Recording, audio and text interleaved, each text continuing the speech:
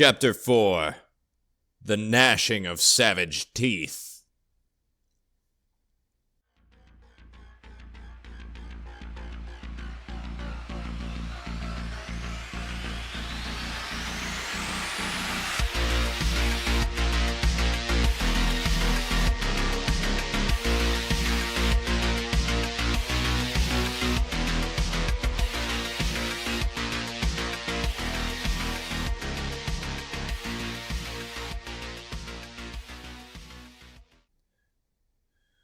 Meter frantically struggled to load another shell into the hatch as the spacecraft careened through the planet's atmosphere. The whole craft shuddered as the air resistance pushed against the red football-shaped hull. Meter stuck a shell in the tube, but then grabbed the charging handle. Sinewy muscles flexed and strained as he pulled it forwards. The hatch clanked shut, and moments later the gun chamber rumbled. Gearhead laughed from his seat on the top-mounted gun, watching as the shell struck the much blockier black spacecraft. The front hull of the thing caved inwards, shrapnel flying off as smoke plumed from the point of impact. It wobbled for a few seconds, firing 2 more rounds which zinged by the pirate's ship without making a scratch. The bounty hunter's ship went sideways, and it began a desperate tailspin several miles above the planet's atmosphere. In the cockpit, Solomon's headset crackled to life, pushing Gearhead's voice through. "We got him! Fucker won't be bothering us anymore." Benny grinned triumphantly. Solomon's face stayed cool. "Good job, Gearhead. We're gonna go ahead and land anyway. We still got those cruisers behind us." "Roger that." The radio clicked and the air went still. The craft approached the face of the planet. Richter didn't regret his choice of profession for a moment, no matter how much strain it put on his body. Most men would say having the front end of your ship get caved in by an enemy shell was a bad day, and the same ones probably would have said the gash on his forehead contributed to that bad day. But to Richter, his day couldn't get any better. Hot blood infused with adrenaline was coursing through his veins, and the hunt was still going. War drums pounded in his ears with every beat of his heart, driving him onwards. The bounty hunter undid his seatbelt and climbed out the windshield, not even giving a glance to the mangled corpse of his partner sitting in the passenger seat. Terra 9 was a shithole planet. There were several reasons why there had been no attempt to colonize it, but it predominantly came down to the fact that there were no natural resources worth harvesting. Looming black rock spires stretched on in every direction, dispensing hot steam from betwixt their cracks. Humidity hung in the air like a wet towel on a hook, and clouds of steam drifted around like wandering souls escaped from purgatory.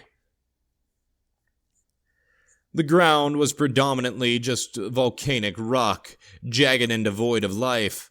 The sky, even, was ashy gray, and the whole world felt as though there were a permanent shadow over everything.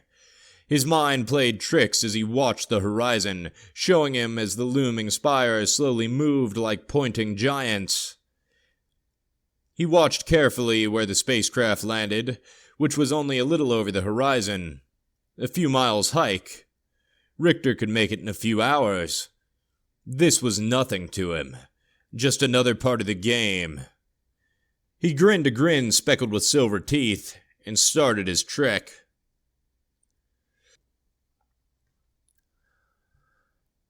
"I swear I saw something move," called Meter, scowling at the horizon. "Nothing out here but rocks and bullshit," said Titan. "Quit your bitching." They were gathered outside the ship. Frost and Tyr sat on the stairwell leading to the hatch to the main room, while Meter and Titan and Gearhead all kept themselves entertained by throwing rocks into the distance. Benny, meanwhile, remained on board the ship at Carolina's side. "That true, Frost? Nothing but rocks and bullshit." Frost shrugged. "I don't know. Ask Solomon." "Sol?" The captain was much too preoccupied staring at the large gash in the side of the ship to be bothered with any conversation, but out of habit he responded anyway. "What's that? Does this planet have aliens?" "No planet has aliens. They're all native to whatever planet they're on," Saul muttered, absent-mindedly. Preacher's metal feet clanked from around the corner of the ship. "Okay, I get that, but what I'm getting at is there anything that isn't human on this planet?" Solomon shook his head, tearing himself away from analyzing the ship. "I don't fucking know. How would I know that, Meter?" he snapped. I usually don't come to this fucking planet, is what I usually do, so keep your mouth shut while I figure a way off it." Meter hung his head in shame. Titan and Gearhead snickered. "Preacher, what's the status?" asked Frost. "Ship is able to fly. However, this is not recommended. Primary oxygen generator is destroyed," the robot chirped, sounding almost happy. "Backup oxygen?" "Backup oxygen generator is able to operate at full capacity. However, this is not advised to be in use for anything other than emergency flights."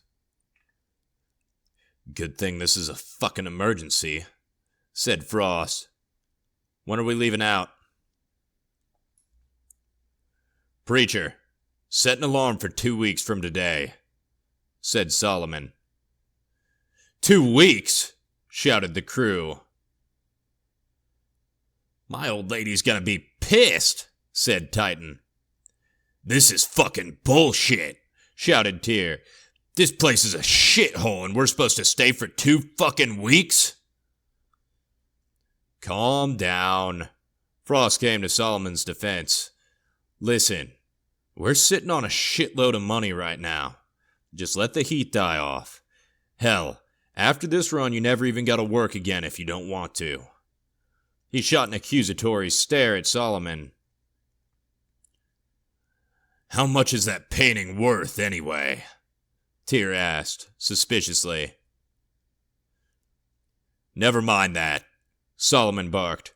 "We'll eat dinner in an hour. We've got enough rations to last us at least a month if we need. Meter, why don't you go get some rations out of storage?" "Sure thing," replied Meter, this time he who was absent-minded. He lingered for a few moments, staring into the jagged gray horizon. He was positive this time he had seen something move.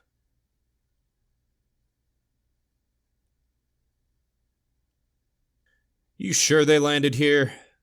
the police corporal asked his sergeant as the ship flew low to the ground. A spotlight beamed down from the black and white and blue police cruising ship, sweeping over the black landscape and looking for any minute sticking point. The sergeant's hands expertly piloted the craft and moved the beam at the same time. "Son, I'd bet my bottom dollar they's on this planet," said the sergeant in a thick drawl. "There's nothing here. No reason they should have stopped." "Radar showed 'em going here, and it makes sense. I bet that bounty hunter lit their little asses pretty good, and they had to do an emergency landing." "Radar was fritzing out the whole time. That's why Bravo Cruiser didn't come with us." "Well, when all the boys in Bravo Cruiser don't get their fancy schmancy little raises this year like y'all boys gonna get, y'all know who to thank." The sergeant suddenly glanced at the ground. "Say, you see that?" The corporal looked from the cockpit window. Huge black rocks rose like bizarre tentacles reaching for their ship. Plumes of steam wisped along, being whipped one way then another by winds before being shredded and dispersed. The co-pilot shook his head. "Nope. Probably just some steam." As if on cue, the windshield exploded inwards, sending a hail of glass into the cockpit. The rush of incoming air smelled of sulfur as it pelted the young corporal's face. A jagged lance made of the black stone pierced the center of the sergeant's chest, pinning him to his seat. He jerked forwards in his death spasm, sending the cruiser into a nosedive. The corporal screamed, not realizing what had happened until the moment of impact. There were only 3 officers remaining after the crash, stumbling and crawling out of the wreckage as the ship smoked and one thruster sputtered. Only one man had the sense to grab his rifle. The rest were too discombobulated to even reach for a sidearm. The confusion was a large factor in why they did not at first recognize the 8-foot-tall figures standing around them to be living creatures. By the time the policeman with the rifle had figured that out, the beings were moving again. The officers never knew what had happened to them. All they knew was the pain of crudely made spears and machetes, the smell of sulfur, and that there were far too many pale and slimy limbs descending upon them. Meter dug around in the storage bay for longer than he should have, trying to find his favorite dehydrated MRE, Chili Mac. He had the thought to snake some extra rations for himself, but then thought better of it as his moral compass guided him to more altruistic grounds. He searched through the various boxes. He felt his foot connect with something solid. He looked, and sitting on the floor was Solomon's satchel. A memory protruded from his mind like a splinter in the skin. He knelt down, swiftly working to open the bag before he even really knew why. By the time the satchel was open, the urge had utterly consumed him. He had to see it one more time. He had to know for certain if it was what he thought it was. He pulled the box out of the satchel and flipped the latches that secured the lid. A gunshot outside ruptured his train of thought. Meter's head perked up. He heard shouting and a noise like a bullfrog mixed with a horn. Stuffing the box underneath his coveralls, he sprinted for the exit hatch. As he made his way out, the sight took his breath away. They stood 7 foot tall at the shortest, with the tallest and brawniest of them stretching to 10 foot. Sinewy muscle was stretched across their frames, looking like great masses of snakes held in place by milky white sacs. They each had 4 arms, 8 eyes, and 2 large tusks, although here and there one was missing a limb or an eye. Their skin was such that it bordered on translucent, so one could see veins and certain organs beneath the flesh. The tallest one stood at the front, holding in each of his arms a machete carved of black stone. Shock and horror rippled through the outlaws upon seeing the things, being utterly unaware of any world that existed where mankind was not the apex predator. Their human eyes searched the faces of the newcomers in an effort to find understanding, but found none in the inky black pools with which the Critons saw. Tyr had been the one who fired, his revolver still smoking, although he didn't appear to have hit anything. Their muscles tensed, fingers on the trigger. "We need to move back. Very slowly. Very, very slowly," Solomon hissed. Frost began easing his feet back one after the other, ensuring full weight was applied to the back leg before moving the other one. Their gun barrels never moved from the creatures' heads for a moment. The leading creature slowly extended his blade and pointed it towards the ship. Only Meter knew the thing was not pointing towards the ship, but was pointing towards him. Meter began to breathe heavy. He didn't know why exactly, but he knew he could not allow the creatures to take the relic. The creature's mouth opened, revealing 2 rows of spiny teeth which seemed much too small for its jaws. It made a wretched noise, sounding like a combination of a car horn and a frog croaking into the evening. Meter thought in that moment He saw a spark of intelligence behind its loathsome eyes, something beyond the beady black animalistic nature leering at them. It suddenly took one jerky step forwards, as if the creature itself didn't know what was moving its own legs. It dropped its blades and stretched its 8 fingers towards Meter. Meter shrank back into the folds of the ship, eyes wide in panic. Solomon fired his rifle, dumping his magazine into the back of the creature's head. "Move!" Solomon roared. The creature stumbled. A pale yellowish ichor leaked from behind its eyes and rolled down its cheeks like tears as it tried to understand what had just happened. Tyr put his revolver directly into its forehead and fired, backspattering gore onto himself. The other beings now bristled and screeched. Tyr fired wildly as Frost was the first one back to the stairs. Frost turned, firing his own rifle now into the thick crowd of aliens. They screamed as bullets riddled them, then surged forwards in anger. Titan had almost reached the steps when a spear whizzed past him and smashed into the ground a few paces ahead. He felt his arm tear, then give way. Titan stumbled, screaming, the stump where his arm had been leaking gore. Gearhead brushed past him, clambering up the steps. Titan struggled to push himself off the ground as Solomon stood on the steps and provided cover fire. A spear slammed into the side of the ship with a horrid noise like thunder grinding on metal. Solomon made it to the top of the steps, screaming encouragement to Titan. One of the things snatched the short man by his ankle, pulling him backwards while the man's fingers left a bloody trail in the rocky ground. It hefted Titan into the air and gored him through the head on its tusk. Solomon darted back into the ship. The thrust engines roared to life, and the ship shuddered as it hefted off the ground. Stone weapons slammed into the side of the vessel, denting it and piercing the hull as it reoriented itself towards the stars. One of the beasts climbed on a nearby stone pillar, scaling it swiftly as a spider, and leapt onto the ship. Pale, thick fingers dug into a punctured hole on the ship as the thing screamed and beat upon the metal. The craft slowly gained speed, hurtling towards the stars, and slowly the Crichton's grip slipped. Meter could hear his comrades scrambling around in the main cabin, all shouting at each other, all furious, all confused. Meter cared not. He hunched over the small box in the corner of the engine room, his breath coming hard and heavy as his eyes lit up in joy. Slowly, he flipped the latches on the lock and flipped the lid up. Ecstasy, like nothing previously experienced in his life, swirled through his whole body.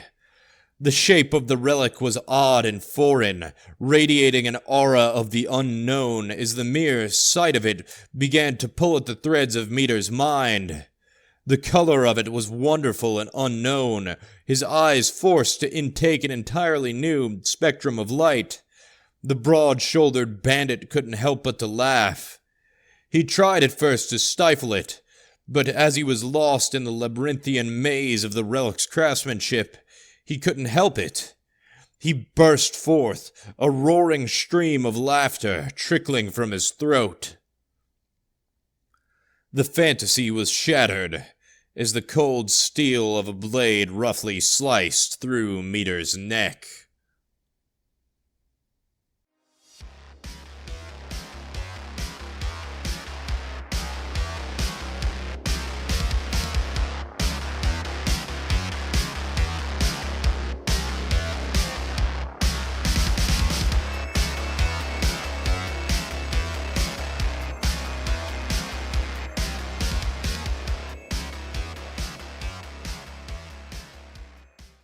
Hey, what's going on, everyone?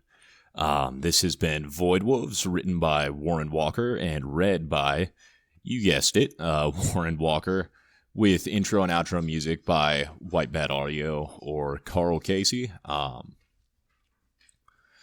Not much to say. Once again, I lead a pretty uninteresting life. By the time you're hearing this, it'll have been my first day at my new job.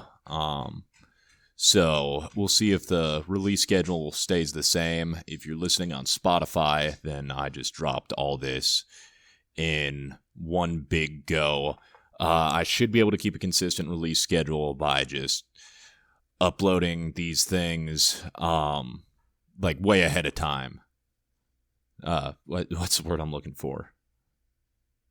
Planned release, timed upload, whatever the term is. Yeah. As far as writing goes, I got a good chunk of work done on a Western I've been working on, even though I told myself I wasn't going to do any more Westerns. I'm working on a trilogy, and as soon as I stop recording this, I'm going to open up the doc on that and start writing that again. I got done this week. There's another guided quiet time that I think I'm planning on dropping it around Wednesday, so we'll see how that goes. I hope you've enjoyed, and I wish you all a blessed day. I'm recording this on Easter Sunday. Here's your daily reminder that Jesus Christ is King and He has risen. God bless.